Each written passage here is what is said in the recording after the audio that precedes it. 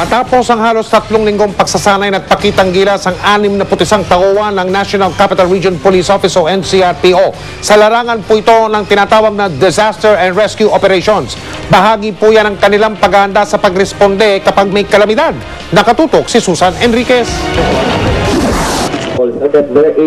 Sa demo na sinaksihan mismo ni NCRPO Chief Leocadio Santiago, ipinakita ng mga miyembro ng NCR Police Office ang kanilang kakayahan sa pagsagip sakali magkaroon ng mga biktima ng kalamidad gaya ng baha. Itong maitali doon, ito po naman ay hatakin.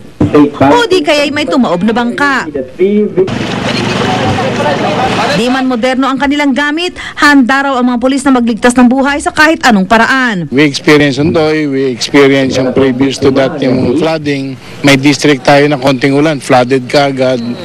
And yung nawawalang buhay kasi, it's because hindi prepared yung dapat magresponde. Mag-iisang taon na rin matapos manalasa ang bagyong Ondoy sa Metro Manila. Hanggang ngayon daw, puno pa rin ng agam-agam ang mga naging biktima ng kalamidad. At dahil pulis ang unang nagre-responde sa mga sitwasyon gaya ng kalamidad, mas maganda raw na mula sa pagbibigay ng proteksyon hanggang sa pagliligtas ay handa ang mga pulis. We are preparing for the whole. Hindi lang naman pagbaha. Ang nasabi ko nga, napaka-importante. Ang dinagdag natin dito, yung mass casualty handling and mass evacuation. At kahit pa raw may kinakaharap na usapin ng mga pulis tulad ng hostage taking sa Quirino Grandstand at Hueteng Payola, tuloy raw ang pagganap ng kanilang tungkulin. Susan Enriquez, Nakatutok, 24 Oras. Asahan na raw na mas mahaba ang gabi ayon sa Pag-asa. Mangyayari raw yan pagkatapos ng equinox. Bukas po yan. Kung kailan, pantay pa ang haba ng umaga at ang haba ng gabi. At dahil mas mahaba na ang mga gabi, asahan na rin daw ang mas malamig na panahon. Ang paliwanag ng Pag-asa, mas nakatuna sa katimugang bahagi ng equator ang sikat ng araw. Kaya mas magiging maikli na ang ating mga umaga. Chika Minute!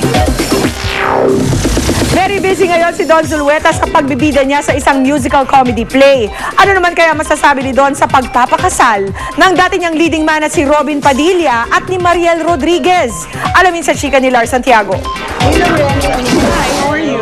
Nakakuha ng kakampi ang mag-asawang Robin Padilla at Mariel Rodriguez sa aktres na si Don Zulueta. Nagkatambal sa pelikulang Hindi Pa Huhuli ng Buhay, sina Don at Robin noong dekada 90. Ayon kay Don, masaya siya para sa mga bagong kasal, lalo't kitang-kitang mahal ng mga ito ang isa't isa.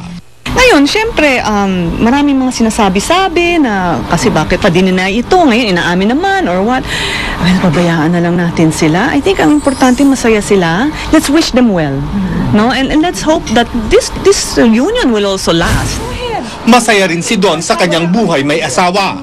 Todo suporta raw sa kanya ang mister na si Davao Representative Anton Lagdameo, lalo pa ngayong nagbabalik siya sa pag-arte sa teatro. Bida si Don sa musical comedy play na A Little Night Music. Anton naman kasi, whatever makes me happy, it's also for him. As you're happy, that's fine, di ba? And I think also because since Anton spent a lot of time also working, when we single pa kami, working in London, he's been able to see a lot of plays and musicals also there. Natatawa naman si Don sa reaksyon ng anak niyang si Jacobo. He's already wondering why I keep singing around the house. He's always like complaining, Mama, why are you singing again? But of course, he doesn't understand pa, and I'm telling him, Mama's preparing for a show, for a musical. I'm going to perform. I go, don't be so loud. Lalo pang excited si Don dahil bukod sa pagtatanghal sa Maynila, itatanghal din nila ang A Little Night Music sa pamosong Esplanade Theater sa Singapore. The one we're performing here this coming October, yung sa RCBC, is a smaller venue. Pero pagdating namin sa Singapore, malaking venue yan. I think it's 2,000 at I can see 2,000. May kapirasong patikim pa si Don ng Send in the Clowns na aawitin niya sa musical play. Isn't it rich? Are we a pair? Me here at last on the ground, you in mid-air. Lars Santiago, updated sa Showbiz Happening. Mamaya sulya pa natin ang unang pagsabak ni Charis sa Glee. Tutukan yan. Susunod! OFW sa Saudi Arabia sumabak sa beauty pageant. Food and Drug Administration may nilinaw tungkol sa recall order sa 2 gatas.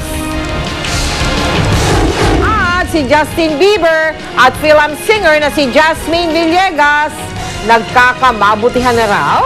Susunod na yan dito sa 24 Oras.